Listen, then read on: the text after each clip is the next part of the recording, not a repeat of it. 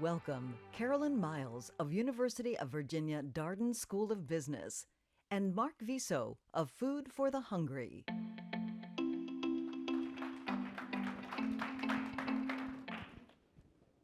Thank you. Great to be back here at Concordia in person, and a little tough to follow that last act, or those last two acts. But we want to talk a little bit about food and the use of food in conflict and what happens to people during that process. And I'm here now as a professor at Darden. Darden is the sponsor of the P3 Awards here at Concordia. But my former role was the CEO of Save the Children. So I wanted to start just by saying a couple words about my experience there, because, and Mark will chime in a minute, but certainly food has been used as a weapon of war for a very long time, and I saw lots of examples of that when I was at Save. So places like Somalia, South Sudan, and Syria. So very specifically, food and access to food especially were used as a weapon of war. And you could see what that caused families, and particularly children, and the real impact that had.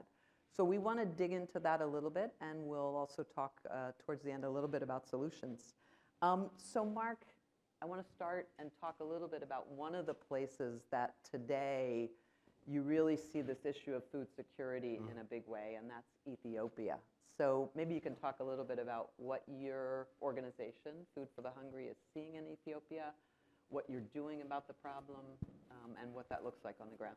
Yeah, thank you. It's great to be here with you with your years of experience to Save the Children and hit Food for the Hungry. We've been working in Ethiopia for over 40 years. So not just during conflict, but in those periods when there wasn't conflict. But it's unfortunate we have to talk about this topic, that it persists, that conflict and war seems to precipitate or exacerbate famine, starvation, food insecurity. But in the time that we've been working there recently in this present conflict, we're implementing some large-scale food security programs on top of our sponsorship programs where we've been there for quite some time, and so we have some consistency in the communities. But we've seen three things that are important for response, like what we're seeing in Ethiopia, and one is access. You mentioned that, right? You have to have access to be able to get to folks that are food insecure, that are threatened. Second is fuel, to be able to get there, and lastly is cash. You've got to have cash to pay your staff, to move stuff around. And in the last 5 months, we've been fortunate to have all three of those things to some degree. We've been able to negotiate from our teams in the north in Tigray and our teams in the south from Addis with the government, the military, and local leaders to gain access to an area called Waj Hamira in Amhara, Wareda, and deliver food. But you still have to be creative because conflict is dangerous. We've had staff killed. We've had our offices overturned, things stolen and damaged. And so our teams have been creative. They've found ways to avoid roads and take boats up and be able to distribute a lot of food. But unfortunately, the last 3 weeks, that humanitarian truce has broken down. Things have closed down again, and so we're all in a waiting game to see what's happening. So those three things that I think are important in this kind of response, access, fuel, and cash, are no longer there. So our staff are effectively working as volunteers because we can't pay them, and so it makes everything much more difficult. Yeah. And I think when you see those kinds of situations, it also makes you really respect the day-to-day challenges of doing things like delivering food during an emergency and during, in this case, conflict, which is even more dangerous for people on the ground. Right. So let's talk for a minute about another current crisis, which is the Ukraine. And this one, I think, has lots of different angles in terms of food security. So obviously there are all the people in Ukraine who are affected, and I know there's a lot of work, Save the Children's doing a lot of work with people who are displaced and have had to either be displaced internally, so IDPs, or those that are fleeing to other countries.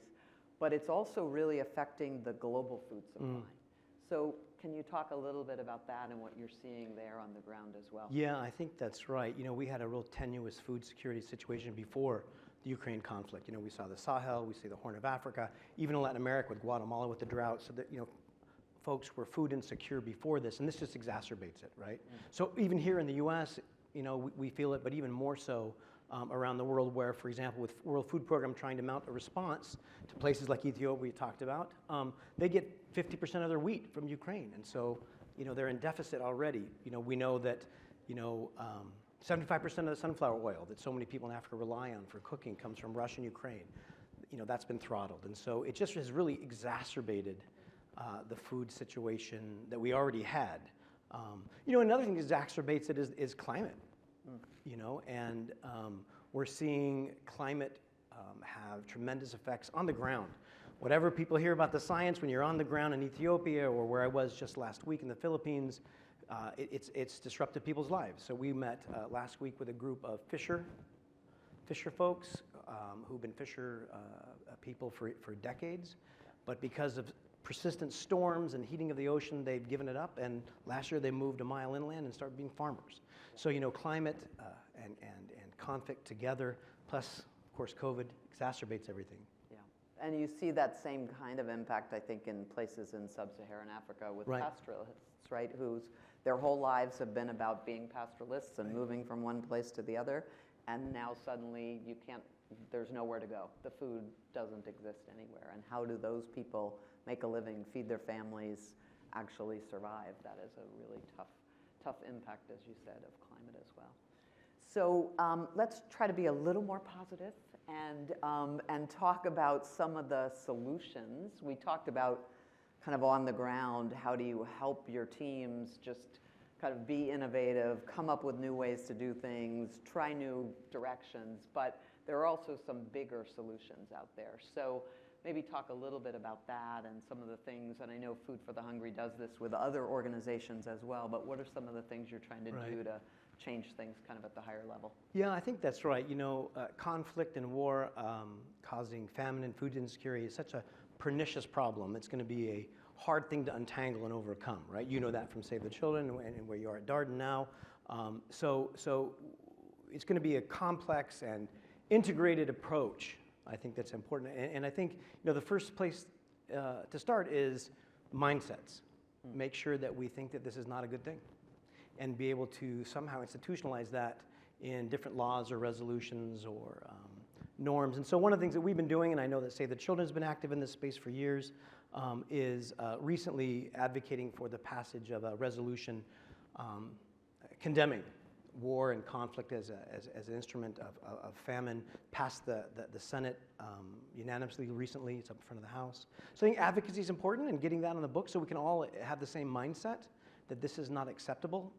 But that's just where you start, right? And then, and you know this better than I do, Carolyn, that then we have to be able to put that power in the hands of people that have active voice, who have agency, NGOs that are on the ground, being able to point to those resolutions and that intolerance, that mindset that this is not acceptable, and then be able to collaborate together. But I think the most important thing that I think offers some hope for us is shifting our paradigm of how we approach these things so that we don't just deal with the present symptoms of conflict and war, manifesting itself through insecurity, food insecurity, other types of insecurity, and look at a resilience approach.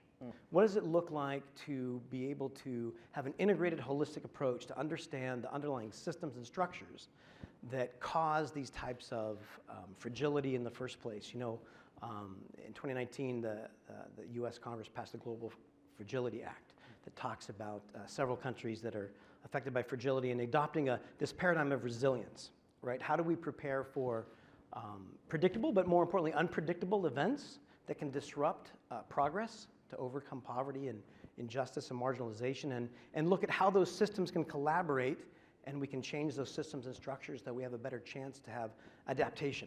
And I think that also offers, on the foundation of getting our minds right, the right mindsets, these resolutions that we've been advocating for, to really start to make a difference. But it's going to take a while, it'll take a long time. Yeah.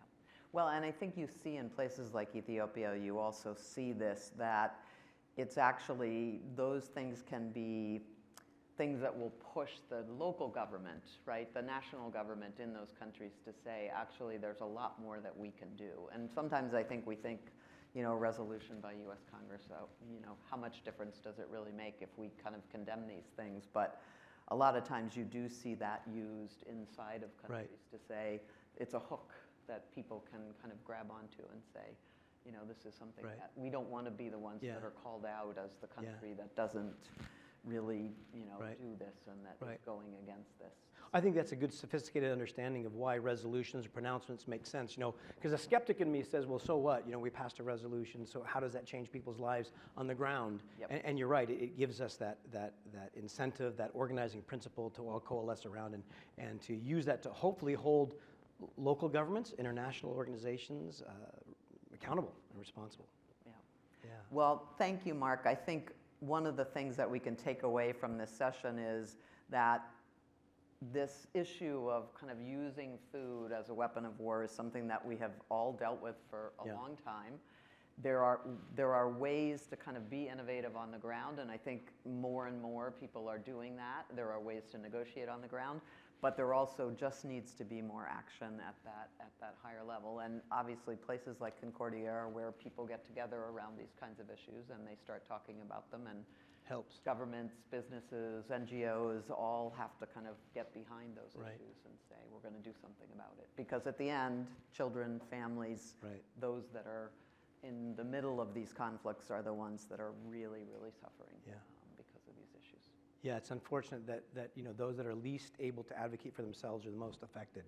I started my career, believe it or not, some 35 years ago in Ethiopia in the '85 famine, which was arguably caused by civil war and border conflict, drought, and environmental challenges as well. And 40 years later, we're having the same thing in Ethiopia. Yeah. So it's going to take time, but I think you're right. An event like this and like-minded folks who want to galvanize around the same issue and collaborate from a systems approach can start to chip away at it.